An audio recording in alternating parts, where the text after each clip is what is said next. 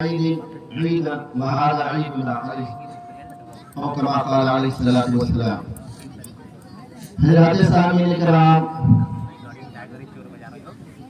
Time تو زیادہ اجازت نہیں دیتا ہے، مختصر میں 5 یا 10 منٹ آپ سے عاریۃً مانگ کر لینا چاہتا ہوں۔ گفت یا رب بارہا برگشتہ، گفت یا رب بارہا برگشتہ، توبہ وعدہا شکستہ۔ اے موج حوادث ان کو بھی 2-4 تھپیڑے ہلکے سے، اے موج حوادث ان کو بھی 2-4 تھپیڑے ہلکے سے، یہ ساحل پر ابھی تک طوفان کا نظارہ کرتے ہیں۔ دری دنیا کسے یارم نہ دیدم، اگر دیدم وفادارم نہ دیدم۔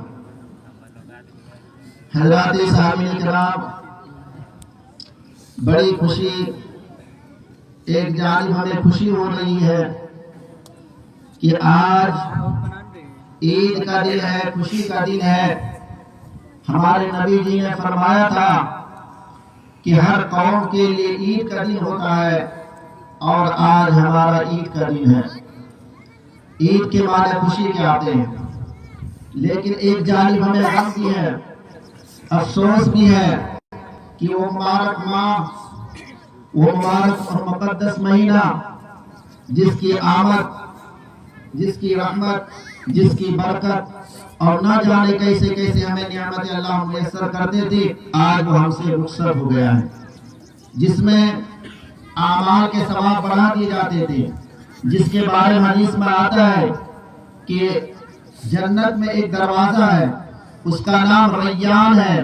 اس دروازے سے اگر کسی کو دخول ہوگا، اگر کوئی داخل ہوگا تو وہ صرف روزہ دار ہی داخل ہوگا۔ این الصائمون، این الصائمون، کہ جہاں بھی روزہ دار ہوگا اس کو اگر جس دروازے سے جنت میں داخل ہو جائے۔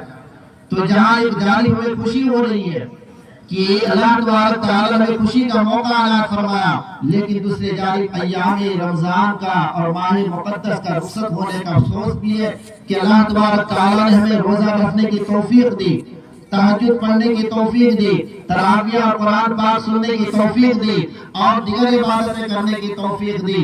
یقینی بات ہے، مبارکباد کی لائق ہے۔ ہمیں حدیث کے اندر آتا ہے عید کے صبح اللہ تبارک تعالیٰ کے مقرر فرشتے راستوں میں، سڑکوں پر، گلیوں پر، دیگر جگہ پر جمع ہو جاتے ہیں اور ندا لگاتے ہیں کہ اے روزہ داروں، اے اللہ کے سامنے رونے والوں، اے اللہ کے سامنے گر گرانے والوں، اے کبھی قیام میں کھڑے ہونے والوں، اے کبھی سجدے میں کھڑے ہونے والوں، اللہ کی طرف چلو، اللہ کی عیدگاہ کی طرف چلو، جاؤ تمہیں انعام دیا جائے گا۔ فرشتے سے اللہ تبارک تعالیٰ سوال کرتے ہیں، ما جزاء الذی اذا ما عمل عملہ، کہ میرے فرشتے بتاؤ اس مزدور کی مزدوری کیا دیا جائے جس نے اپنی مزدوری پوری کر دیا ہو، جس نے اپنا عمل، اپنا کام مکمل کر دیا ہو، اس کو کیا دیا جائے؟ تو فرشتے جواب دیتے ہیں، الہنا، اے اللہ، اے ہمارے معبود، اے ہمارے آقا، آپ ان کو پوری مزدوری عطا کر دیا جائے۔ تو آج مزدوری کا دن ہے، لیکن افسوس آج ہمارے معاشرے کے اندر،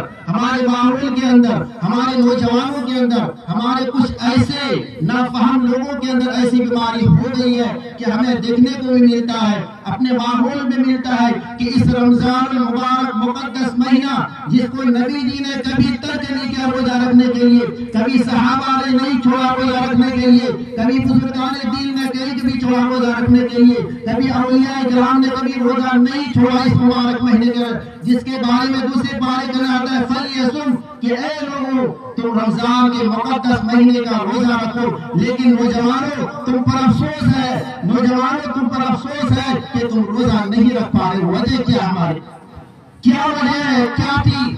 اس نبی کی سیرت کو پڑھو، اس نبی کی تربیت پڑھو، اور اس صحابہ کی سنت کو پڑھو کہ جو نبی تمہارے در پر آ جائے، قیامت کے دن سوال کرنے لگ جائے کہ اے مسلمانوں تم نے میرا کلمہ پڑھا تھا، اے مسلمانوں تم نے میری سیرت کو اپنایا تھا، اے مسلمانوں تم نے میری سنت کو اپنایا تھا، لیکن میرے روزے کا جنازہ بھی تم نے لکھا۔ ہمارے گھر کے اندر کبھی کھانے کی چیزیں نہیں تھی، نبی کے گھر میں کبھی میسر نہیں تھا پورے سال کے ایک پیٹ بھر کر کھایا ہو۔ صحابہ اپنے روزہ رکھتے تھے، پیٹ میں پتھر باندھ کے رکھتے تھے، لیکن روزہ رکھتا۔ لیکن افسوس نوجوانوں، افسوس، سر افسوس کہ تم نے روزہ نہیں رکھا۔ ایسے کون سے نوجوان ہیں کیا منہ کے سامنے نبی کے سامنے چہرہ دکھلاؤ گے؟ کیا نبی کے سامنے صورت دکھلاؤ گے؟ کیا نبی کے سامنے تم جا کے کھڑے ہوگے؟ کیا میدان عرض کے اندر تمہارے نبی کی کیا تمہاری سفارش کریں گے جبکہ تم نے نبی کے رکنے کو توڑا؟ بہت افسوس کے ساتھ کہنا پڑتا ہے یہ ہمارا معاشرہ، ہمارے معمول کہاں جا رہا ہے؟ ہمارے معاشرے کے اندر روزے جیسی باتیں کرنے کی اہمیت نہیں، کچھ نہیں اہمیت. کیا جواب دو گے؟